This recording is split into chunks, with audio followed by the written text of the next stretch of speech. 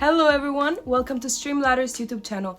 Today I will introduce you to the new updated zoom feature that Streamladder just added to the website. In comparison with the old zoom feature, now you have full control on your zooms. You can decide where to zoom, how long you want the zoom to last, so you can highlight very specific details and post onto your social media. Let's jump right in and see how it works. Alright, let's walk through how to use the zoom feature. First, upload your clip to Streamladder and open it in the clip editor.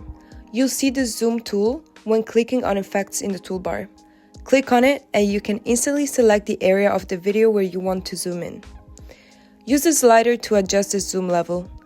Want a close-up of your reaction? Just drag the slider to zoom in closer on your face. Or, if you're highlighting a specific part of a gameplay, just adjust the focus to that part of the screen. When you're happy with the result, hit play and watch how the zoom perfectly brings out the key part of your clip. Today I have a couple of tips for you on how to use the zoom feature. First of all, I would say really use it to highlight your gameplay, your reactions, your funny moments, your fails. And secondly, only highlight important actions. So why should you use the zoom feature? It's perfect for drawing attention to those moments that make your content memorable. So this is it for today's video about the zoom feature.